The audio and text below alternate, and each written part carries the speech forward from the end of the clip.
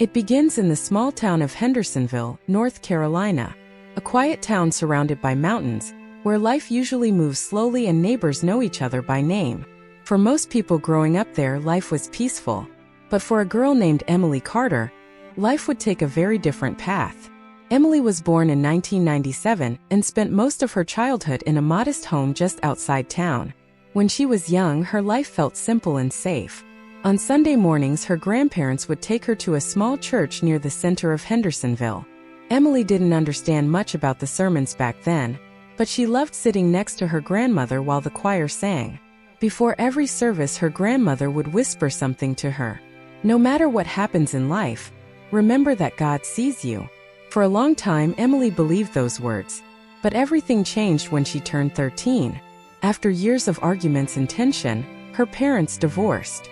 Emily moved with her mother into a small apartment across town, and life quickly began to feel unstable. Not long after the move, her mother started a new relationship. At first, the man seemed friendly, but over time, Emily began to feel uncomfortable in her own home. The place that should have felt safe slowly became a place filled with fear and confusion. Those years left deep emotional scars. The girl who once believed in prayer slowly stopped trusting people. By the time she was 16, Emily felt like she didn't belong anywhere. One night, after another painful argument at home, she packed a small bag and left. At first, she stayed with friends, sleeping on couches and drifting from place to place. But life outside the protection of a home quickly became dangerous. Trying to numb the memories and pain she carried, Emily began using drugs. First, it seemed like an escape, but what started as occasional use slowly turned into addiction. As the addiction grew stronger, Emily drifted deeper into a world she never imagined being part of. She began working in nightclubs. The music, the lights, and the fast money made it seem exciting at first. But beneath the surface was a life that slowly drained her. Eventually, she became involved in prostitution. Emily told herself that money was the only thing that mattered now. And for a while, it looked like she had everything. Expensive clothes, luxury apartments, parties that lasted until morning. But when the music stopped and the lights faded, she was left alone with her thoughts. Late at night, she would lie awake wondering how her life had drifted so far from the girl who once sat beside her grandmother in church. Despite the money and attention, something inside her felt empty. Years passed this way, until one night when everything nearly ended. Emily had reached a point where the weight of her life felt unbearable. The memories, the regret, the loneliness. It all felt too heavy to carry. That night, she made a decision. She didn't want to live anymore. Before leaving her apartment, she sat on the edge of her bed scrolling endlessly through her phone. And then something appeared on the screen that made her stop. It was a simple image with a verse from the Bible. "Come to me, all who are weary and burdened, and I will give you rest." For reasons she couldn't explain, the words hit her deeply. Memories flooded back. Sitting beside her grandmother in church, hearing those same words years ago.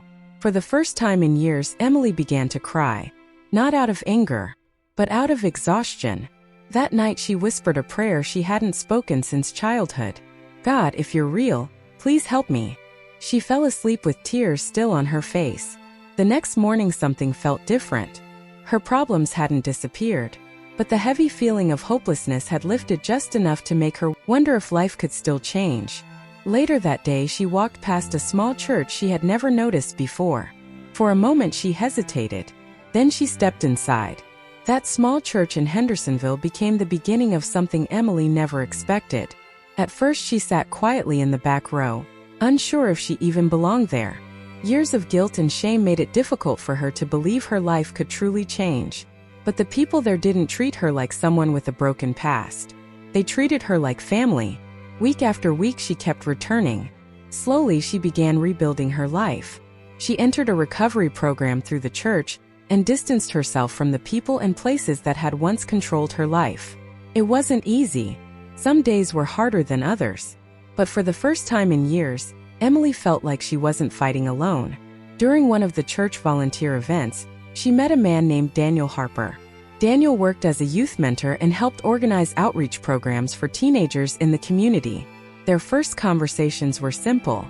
They talked about life, about faith, and about second chances. Emily was honest with him about her past. She didn't hide the mistakes she had made, but Daniel didn't judge her. Instead, he respected the strength it took for her to start over. Over time, their friendship grew deeper, and 2 years after Emily first walked into that church, she and Daniel were married in the same place where her life had begun to change. Today they live just outside Hendersonville in a small home not far from the mountains where Emily grew up. Their life isn't perfect, but it's peaceful. Emily now works with a local youth outreach program, helping teenagers who are struggling with addiction, abuse, and homelessness. Every week she speaks to young girls who feel lost and alone, girls who remind her of the person she once was. She shares her story openly, not to relive the pain of her past, but to show them that their future doesn't have to be defined by it. She also volunteers with the Children's Mentorship Program, helping kids learn about making healthy choices and avoiding the dangers that once trapped her. And when the moment feels right, she shares something even more important: the faith that helped her rebuild her life. The same message her grandmother whispered to her all those years ago, that no matter how broken life may feel, God still sees you.